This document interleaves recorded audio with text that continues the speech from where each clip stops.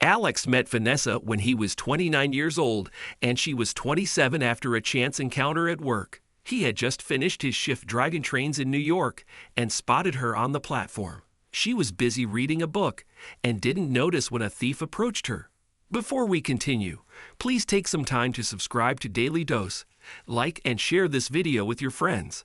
Alex yelled, and Vanessa resisted when the criminal grabbed her purse, but he took a knife and stabbed her side.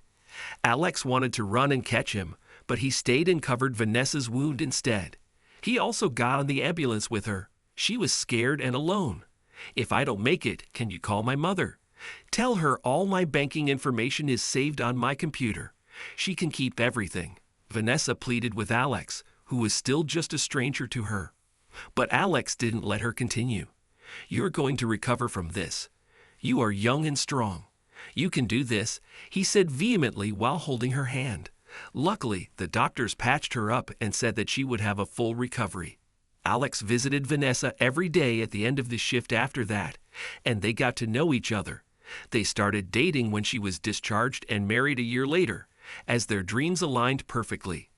They began trying for a baby because they wanted a big family. Unfortunately, Vanessa couldn't get pregnant.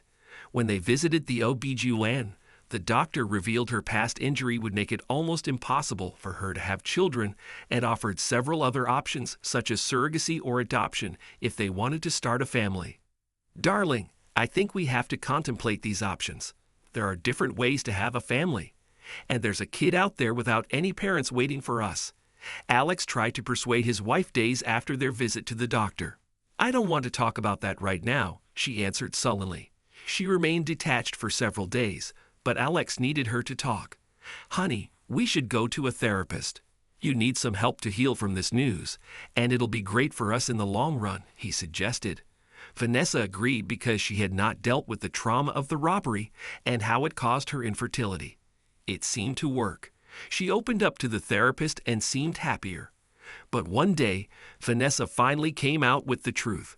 "The reason I've been so detached is that I think we should get a divorce, and you should find a woman who can give you kids." "What?" Alex shouted unexpectedly. "No way. I don't want another woman. If you don't want children at all, that's fine. But I love you. I want you. You're my wife. We are a family whether we have kids or not." Vanessa smiled and cried in his arms that night. After several more months of therapy, they both settled into a life without kids. Years went by, and their love never wavered. They doted on their nieces and nephews while enjoying their own little family. Alex was 40 years old when everything changed. He was still a train driver and was reaching his last stop of the day when he spotted a baby on the tracks. "Oh my God!" He yelled and hit the brakes hard. Luckily, he wasn't going too fast in the first place. People only noticed the baby when they saw how abruptly the train stopped. Alex got out of the locomotive and grabbed the child. It was a girl, around 5 months old. He couldn't believe someone had left their baby in the middle of the train tracks. No one on the platform had any idea where the baby came from. Authorities checked the CCTV and saw a hooded man laying the baby on the rails when no one was looking. But he left promptly, and there was no way to identify him because he didn't buy a train ticket. The police called CPS, which instructed for the baby to be brought to the hospital first. Alex asked what hospital and then went home to pick up Vanessa. She didn't know what was going on but followed him. They got to the hospital and talked with the social worker, Janice. "How is the baby?" Alex asked her. Vanessa frowned at him, as she still had no idea what was going on. Janice looked at him and answered, "Oh, the doctor said she'll be fine. Babies are surprisingly sturdy." Alex finally explained to Vanessa what happened at the train station, and she knew why he had brought them there. "Janice, is the baby going to an orphanage? Can we be her foster home instead?" she asked. "Oh, I see. You'll have to take a class, fill out paperwork, and be approved. But it's doable, especially since your husband managed to save that baby by stopping the train on time," Janice answered. She took the baby while the couple made arrangements to bring her home. After 2 weeks of inspections and going to class, Janice signed her approval and gave them the baby. "She doesn't have a name, and we have yet to find any registry of her. the social worker revealed. "That's Ok. We'll call her Miracle in the meantime," Vanessa replied and said goodbye to Janice. For 1 week, they were happy to parent the baby girl, but then the police called and told them that the mother had been found. Vanessa was reluctant. She left her baby with a man who left her on the train tracks to die. She pouted. "Honey, we don't know what happened. What if that man stole her baby, and she has been desperately searching for her for weeks?" Alex added reasonably. "You're right," she agreed. They went to the station and met the baby's mother, Amira, who rushed to them in tears. "Thank you. Thank you so much. My baby. You saved her." The woman cried.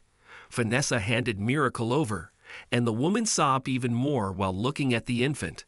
Alex asked what happened, and Amira revealed that a man had stolen her baby. "I was at the grocery store with my stroller, and I kneeled in the dairy section to grab milk. It was 2 seconds tops, I swear. But when I looked back at the stroller, Dahlia was gone," Amira explained through tears. Even the police have no idea what the motive was. Some criminals rarely have a motive. They are just psychos. "Her name is Dahlia." "That's beautiful," Vanessa replied, both happy and sad that they were losing the child.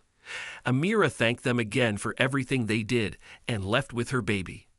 Alex and Vanessa went home, still feeling bittersweet from that encounter. Alex was afraid Vanessa would go into depression again, but he was wrong. "I have an idea. Let's adopt a child," Vanessa suggested, to his surprise. "You were right years ago. Dahlia was not meant for us, but a baby out there needs parents. Let's do it," she encouraged.